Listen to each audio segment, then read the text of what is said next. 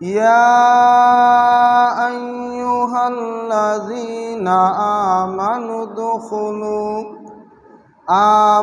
ادخلوا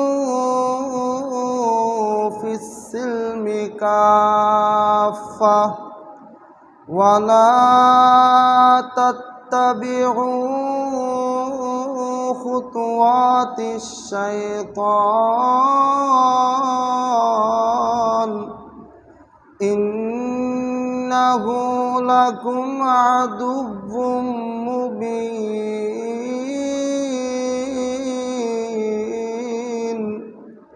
এই আয়াত আল্লাহ রাব্বুল আলামিন বলেন, হে ঈমানদারগণ, উদখুলু ফিস সিলমি কাফা, তোমরা ইসলামের মধ্যে পরিপূর্ণরূপে প্রবেশ করো, পরিপূর্ণভাবে দাখিল হও। এমন যেন না হয় কিছু ক্ষেত্রে ইসলামকে মানলাম আর কিছু ক্ষেত্রে ইসলামকে মানলাম না। এমন যেন না হয় আমার সুবিধা মতো আমি ইসলামকে ফলো করব, আর যদি অসুবিধা মনে হয় সেই ক্ষেত্রে ইসলামকে মানব না। এমন যেন না হয়, এই জন্য আল্লাহ রাব্বুল আলামিন বলেন, হে ঈমানদারগণ, তোমরা ইসলামে পরিপূর্ণভাবে প্রবেশ করো। ইসলামে পরিপূর্ণভাবে প্রবেশ করার অর্থ হইল ইসলামের যেই সময় যেটা চাহিদা, যেই সময় যেটা করণীয়, যেই সময় যেটা বর্জনীয়, সেটাকে ইসলামের মানসা অনুযায়ী করা। এমন না যে আমি আমার মানসা অনুযায়ী চললাম, যদিও আমি মুসলিম পরিচয় দেই, আমি মুসলমান, আমার অর্থ সম্পদ আছে, এই মুহূর্তে আমার উপর জাকাত ফরজ হয়েছে। ইসলামের মানসা হলো, ইসলাম বলে এই মুহূর্তে তোমাকে জাকাত দিতে হবে। আমি মুসলমান, আমার ধন সম্পদ আছে, এই মুহূর্তে আমার উপর হজ ফরজ হয়েছে। ইসলামের মানসা হলো, ইসলাম বলে তুমি এই মুহূর্তে হজ করো। আলহামদুলিল্লাহি নাহমাদুহু ওয়া নাস্তাঈনুহু ওয়া নাস্তাগফিরুহু ওয়া নু'মিনু বিহি ওয়া নাতাওয়াক্কালু আলাইহি ওয়া নাউযু বিল্লাহি মিন শুরুরি আনফুসিনা ওয়া মিন সাইয়্যাতি আ'মালিনা। من يهده الله فلا مضل له ومن يضلله فلا هادي له ونشهد أن لا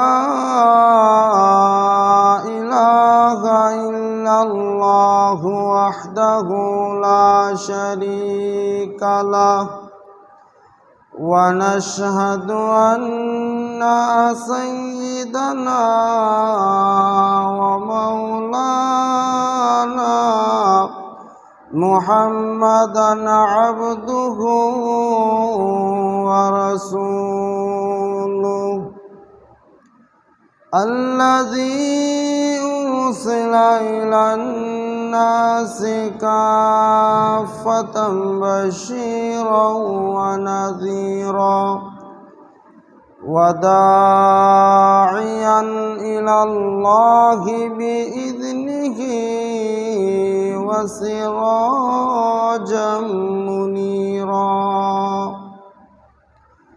أما بعد فقد قال الله تعالى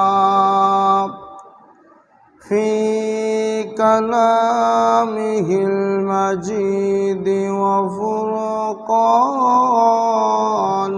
الحميد: أعوذ بالله من الشيطان الرجيم. بسم الله الرحمن الرحيم. يا أيها الذين آمنوا ادخلوا في السلم كافة ولا تتبعوا خطوات الشيطان إنه لكم عدو مبين. সাদাকাল্লাহুল আযীম। وعن أبي هريرة رضي الله عنه قال قال رسول الله صلى الله عليه وسلم من يأخذ عني هؤلاء الكلمات فيعمل بهن أو يعلمهن من يعمل بهن.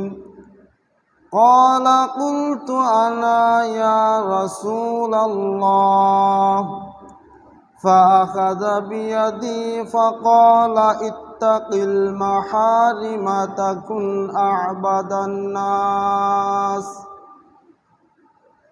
وأحسن إلى جارك تكن مؤمنا وأحب للناس ما تحب لنفسك تكن مسلما ولا تكثر الضحك فإن كثرة الضحك تميت القلب أو كما قال عليه الصلاة والسلام.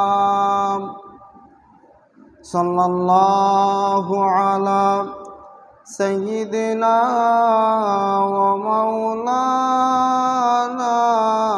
محمد وعلى آله وأصحابه وسلم. صلى الله على سيدنا ومولانا محمد وعلى آله وأصحابه وسلم. আলহামদুলিল্লাহ, মহান রব্বুল আলামিন এর দরবারে অসংখ্য গণিত লক্ষ কোটি শুকরিয়া জ্ঞাপন করছি যে আল্লাহ পাক রব্বুল ইজ্জত শুক্রবার দিন আমাদেরকে আল্লাহর গড় মসজিদে আসার এবং বসার মতো তৌফিক আনায়াত করেছেন। এজন্য সকলেই অন্তরের অন্তঃস্থল থেকে একবার কালিমাতুশ শুকর আদায় করে বলি আলহামদুলিল্লাহ। সম্মানিত মুসলিয়ানে কেরাম, গত কিছুদিন পূর্বে আমাদের থেকে বিদায় নিয়েছে রহমত, বরকত, মাগফিরাত, নাজাতের মাস রমজান মাস। তো রমজান মাস কি আগমন, কি বার্তা নিয়ে আমাদের মাঝে আগমন করেছিলেন, সেটা হলো রমজান মাস এসেছিলেন আমাদেরকে যেন মুত্তাকি বানাইতে পারে। তো রমজান মাস এসেছে, আমরা রমজান মাসে রোজা রাখার দ্বারা আলহামদুলিল্লাহ যতটুকু মুত্তাকি হতে পেরেছি আর আমল করতে পেরেছি, রমজান মাস বিদায় নেওয়াতে যেন সে আমলটুকু ছেড়ে না দেই এবং যতটুকু আল্লাহর তৌফিকে তাকওয়া অর্জন করার চেষ্টা করেছি সেই তাকওয়াটা যেন বর্তমানেও অর্জন করতে পারি এবং সেটার উপর চেষ্টাকে অব্যাহত রাখতে পারি, সেই কামনা এবং তামান্নাই করি। সেই লক্ষ্যে আমি যে আয়াতটুকু তেলাওয়াত করেছি, এই আয়াতের মধ্যে আল্লাহ রাব্বুল আলামিন বলেন, ইয়া আইয়ুহাল্লাযীনা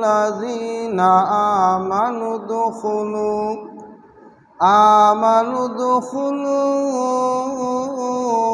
ফিস-সিলমি কাফা ওয়া লা তাত্তাবিউ খুতুওয়াতিশ শাইতান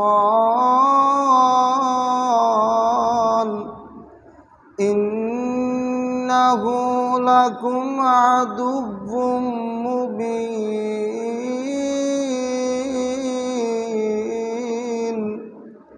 এই আয়াত আল্লাহ রাব্বুল আলামিন বলেন, হে ঈমানদারগণ, উদখুলু ফিস-সিলমি কাফা, তোমরা ইসলামের মধ্যে পরিপূর্ণরূপে প্রবেশ করো, পরিপূর্ণভাবে দাখিল হও।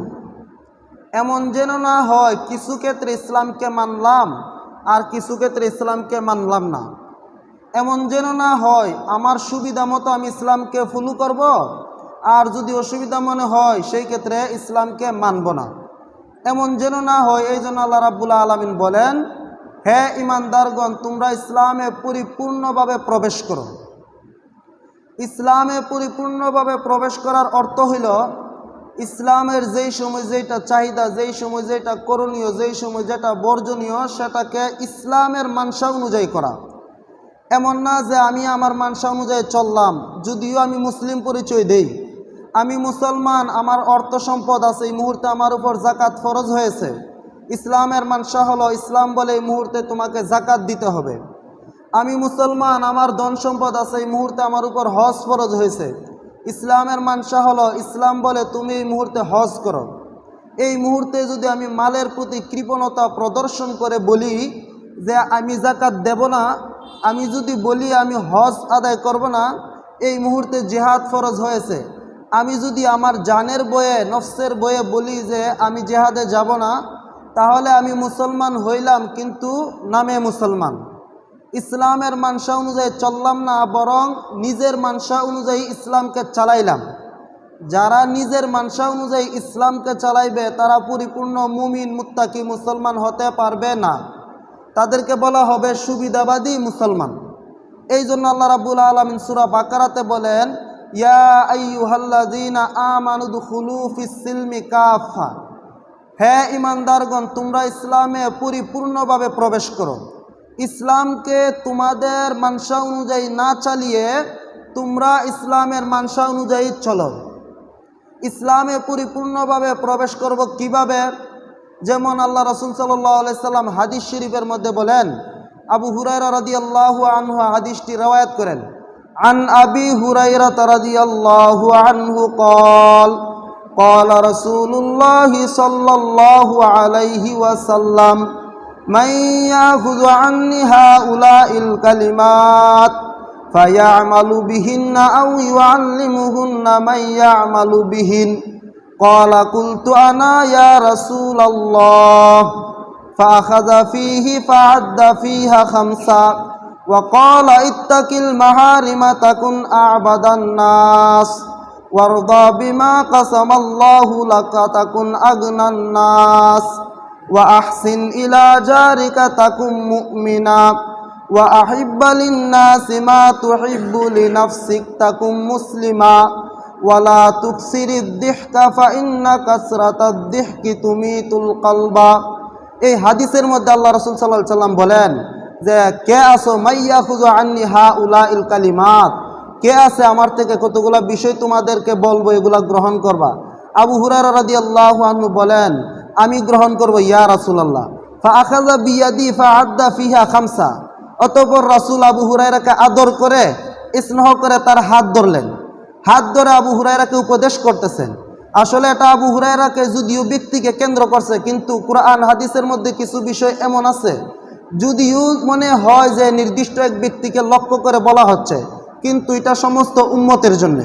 সেই হিসেবে আবু হুরায়রাকে রাসূল হাত ধরছে, আদর করে স্নেহ করে হাত ধরার পরে বলতেছেন ফাআদ্দা ফিহা খামসা, রাসূল 5টা উপদেশ আঙ্গুলে গনে গনে আবু হুরায়রাকে শুনাইতেছেন। 1 নাম্বার হলো ইত্তাকিল মাহারিমা তাকুন আবাদান নাস। রাসূল বললেন, হে আবু হুরায়রা, তুমি যদি সফল হতে চাও, 1 নাম্বার প্রেসক্রিপশন হচ্ছে তোমার জন্য, ব্যবস্থাপত্র হচ্ছে তোমার জন্য, ইত্তাকিল মাহারিমা তাকুন আবাদান নাস।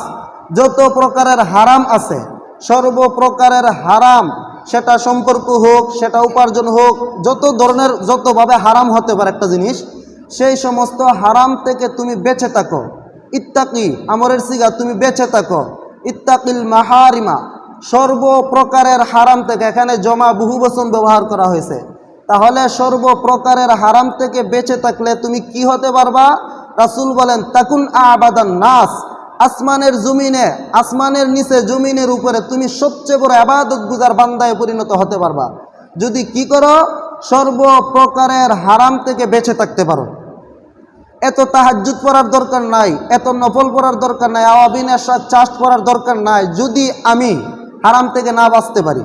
হ্যাঁ, হারাম থেকে বাঁচার পর যদি আমি তাহাজ্জুদ বেশি পড়লাম না, 12 রাকাত আর 20 রাকাত পড়লাম না, 8 রাকাত পড়লাম না, শুধু 2 রাকাত পড়ি, আর আমি হারাম থেকে বেঁচে থাকি, আমার এই 2 রাকাত তাহাজ্জুদের নামাজই অনেক ফজিলতপূর্ণ হবে।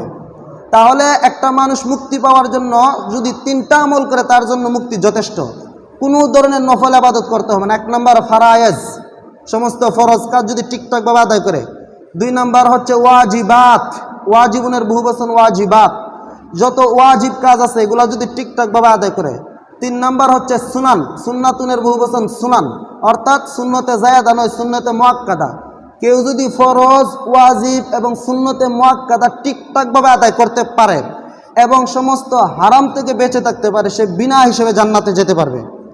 আর আমরা যে নফল কাজগুলা করি, নফল যেটা ইবাদত বন্দেগী আছে, এগুলা হচ্ছে আমাদের ফরজ কাজ করতে গিয়ে যে ঘাটতি হয়েছে সেগুলা পূরণ করার জন্য আমরা নফল ইবাদতগুলা কাজে আসবে। তাহলে বুঝতে পারলাম কি, ফরজ, ওয়াজিব আর সুন্নতে মুআক্কাদা ঠিকঠাকভাবে আদায় করতে পারলে, আমি আওয়াবিন পড়লাম না, ইশরাক পড়লাম না, চাষ্ট পড়লাম না, সালাতুদ দুহা পড়লাম না, তাহিয়াতুল মসজিদ পড়লাম না, দুখুলুল মসজিদ পড়লাম না, তারপরে তাহাজ্জুদ পড়লাম না, সালাতুত তাসবিহ পড়লাম না, সালাতুল হাজত পড়লাম না, কোনো কিছুই পড়লাম না, কোনো দরকার নাই। আমি যদি হারাম থেকে বাঁচতে পারি আর ফরজ, ওয়াজিব, সুন্নতে মুআক্কাদা ঠিকঠাকভাবে আদায় করতে পারি, নাজাত পাওয়ার জন্য এটাই যথেষ্ট। হ্যাঁ, যদি কোনো ব্যক্তি আল্লাহর ওলি হতে চায় তাহলে তার জন্য আবশ্যক নফল ইবাদত বন্দেগী করা। কারণ হচ্ছে ফরজ নামাজ যে আমি আদায় করতেছি সেটা আমি ব্যক্তির স্বার্থে আদায় করতেছি, সেটার মধ্যে আল্লাহর কোনো চাওয়া পাওয়া না, সেটা আমি নিজের চাহিদায়, নিজের চাওয়া পাওয়ায় আমি ফরজ আদায় করতেছি। যতক্ষণ পর্যন্ত বান্দা নিজের সুবিধার্থে ইবাদত করবে ততক্ষণ পর্যন্ত সে আল্লাহর ওলি হতে পারবে না। এই জন্য যারা পীর সাহেব হয়, বুজুর্গ হয়, তাদের জন্য অন্যতম শর্ত হচ্ছে ফরজ, ওয়াজিব, সুন্নতে মুআক্কাদা ঠিক রাখার পরে যে যেই পরিমাণ নফল ইবাদত বন্দেগী বেশি করতে পারবে, যে যেই পরিমাণ তাহাজ্জুদ নামাজ আদায় করতে পারবে, সে অত বড় বুজুর্গ হতে পারবে।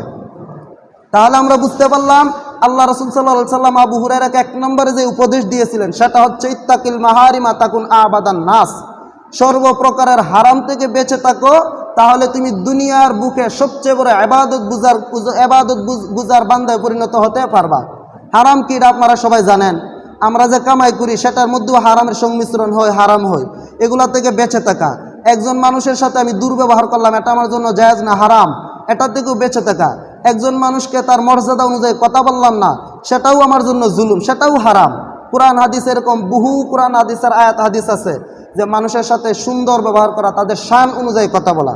আম্মা জান আয়েশা রাদিয়াল্লাহু আনহা হাদিস বর্ণনা করেন, আনজিলুন নাসা মানাজিলাহুম, মানুষদেরকে যার যার স্তর অনুযায়ী মূল্যায়ন করা। যে যেই স্তরের তাকে যদি সেই সম্মান না দেওয়া হয়, তার প্রতি জুলুম করা হয়েছে, হারাম করা হয়েছে, এটা তার জন্য কবিরা গুনাহ হয়েছে এবং এটাই তার জন্য জাহান্নামে যাওয়ার কারণ হতে পারে। তাহলে হারাম জিনিস কি, সেটা ব্যাপক, বহুভাবে হতে পারে। 2 নম্বর উপদেশ রাসূলুল্লাহ সাল্লাল্লাহু আলাইহি ওয়াসাল্লাম আবু হুরায়রাকে যেটা দিয়েছিলেন সেটা হচ্ছে ওয়ারদা বিমা কাসামাল্লাহু লাকা তাকুন আগনান নাস, আল্লাহ তাআলা তোমার তাকদিরে যা রাখছে সেটার উপর তুমি সন্তুষ্ট হও। ওয়ারদা আমরের সিগা, তুমি সন্তুষ্ট হও। বিমা কাসামাল্লাহু লাকা, আল্লাহ তাআলা তোমার জন্য যেটা বন্টন করে দিয়েছে, তোমার তাকসিমে, তোমার তাকদিরে, তোমার তাওজিয়ে যেগুলা রেখেছেন, তোমার কপালে যতটুকু আছে, আইতেছে যাইতেছে, সুখ দুঃখ যা আছে, এগুলার উপর তুমি সন্তুষ্ট থাকো, তাহলে কি হবা, তাকুন আগনান নাস, তাহলে তুমি সবচেয়ে বড় ধনী হিসেবে বিবেচিত হবে। আল্লাহ রাসূল হাদিসে বলেন, আল গিনা গিনান নাফস, এই পৃথিবীর বুকে সবচেয়ে বড় ধনী হয়েছে ওই ব্যক্তি যার অন্তরটা ধনী। রাসূল হাদিসে বলে নাই যে ব্যক্তি ইলন মাস্ক হয়েছে সারা বিশ্বের 1 নম্বর ধনী, সে ধনী, কথা বলে নাই। যে ব্যক্তি বিল গেটস এর মতো ধনী হতে পারবে তাকে ধনী বলে নাই। যে ব্যক্তি মুকেশ আম্বানির মতো ধনী হতে পারবে তাকে ধনী বলে নাই।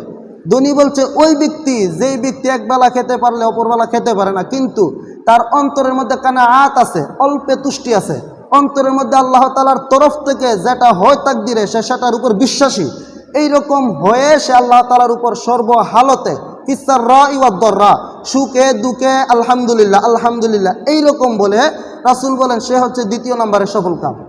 ওয়ারদা বিমা কাসামাল্লাহু লাকা তাকুন আগনান নাস, তুমি যদি আল্লাহ তাআলার তাকদিরে বিশ্বাস করতে পারো আর সবর করতে পারো, তুমি হবে পৃথিবীর বুকে সবচেয়ে বড় ধনী।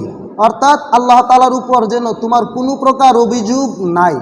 অর্থাৎ এটার মধ্যে বুঝাইতেছে তুমি এরকমভাবে কানাআত, অল্পে তুষ্টি হও, আল্লাহ তাআলার তরফ থেকে যে এরকম হয় সেটার উপর তুমি বিশ্বাস স্থাপন করো এবং সবর করো। 2 নম্বর উপদেশ।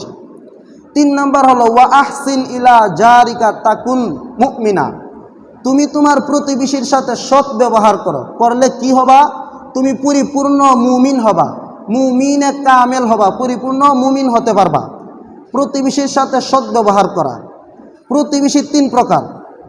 আল্লাহ তাআলা পবিত্র কোরআনের মধ্যে প্রতিবেশী যে তিন প্রকার সেটা ইন ডিটেলস বিস্তারিত আলাদাভাবে উল্লেখ করেছেন। এক নাম্বার হলো দিল কুরবা।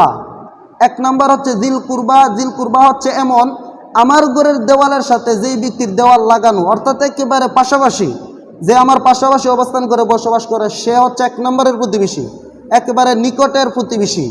দুই নাম্বার হচ্ছে ওয়াসাহিবি বিল জাম্বি। দুই নাম্বার হচ্ছে, এক নাম্বার ওয়াবি দিল কুরবা, দুই নাম্বার হচ্ছে ওয়াসাহিবি বিল জাম্বি। দুই নাম্বার হচ্ছে যে আমার সাময়িক সময়ের প্রতিবেশী, অর্থাৎ এমন ব্যক্তি, বাসের মধ্যে আমি লং টাইম সফর করব, আমার পাশের সিটে যে ব্যক্তি বসেছে সে হচ্ছে আমার সাময়িক সময়ের প্রতিবেশী। আমি তার সব দিক লক্ষ্য রাখতে হবে। আমি যদি বাসের সিটে বসে সিগারেট খাই, তাহলে আমার পাশের সিটে একজন ভদ্র মানুষ, সম্ভ্রান্ত ব্যক্তি, ভালো ফ্যামিলির শিক্ষিত মানুষ, সেই ব্যক্তি সিগারেটের ধোঁয়া সহ্য করতে পারে না, তাহলে আমি আমার সাময়িক সময়ের যে প্রতিবেশী হলো তার প্রতি জুলুম করলাম। আল্লাহ তাআলা পবিত্র কোরআনে বলেন ওয়াসাহিবি বিল জাম্বি, যেই ব্যক্তি আমার সাময়িক সময়ের প্রতিবেশী তার প্রতিও আমি যথেষ্ট নজর রাখতে হবে। আমি বাসের সিটে বসা সিগারেট খাবো না। যদি সিগারেট খাই, সেবন করি, তাহলে আমার পাশের যে ব্যক্তি, সম্ভ্রান্ত ব্যক্তি, শিক্ষিত ব্যক্তি, ভদ্র ফ্যামিলির ব্যক্তি, সম্মানিত মানুষ, সে সিগারেটের গন্ধ সহ্য করতে পারে না, তাহলে আমি তার প্রতি জুলুম করলাম। এটা আমার জন্য কবিরা গুনাহ হবে। সে হয়তো আমাকে ডরে বয়ে কিছু বলতে পারতেছে না, কিন্তু এটার দিকে লক্ষ্য রাখতে হবে। আল্লাহ তাআলা বলেছেন এমনটা। তিন নম্বর প্রতিবেশী যে, সে হচ্ছে আমার দেওয়ালের সাথে যার দেওয়াল সংযুক্ত না, কিন্তু আমার সে একটু খানিক দূরে, আমার বাড়িরই আমার সে একটু দূরে, সে হচ্ছে আমার দ্বিতীয় নম্বরের প্রতিবেশী।